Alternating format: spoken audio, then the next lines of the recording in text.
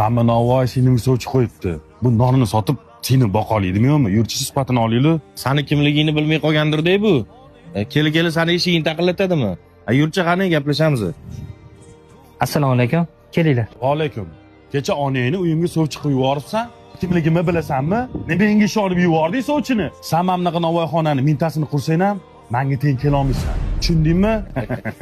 Bu ham bilmagandek qatga kelib qolganini. Tengi bilan, tesak qopi bilan. Mayli, uni qurishib tashama.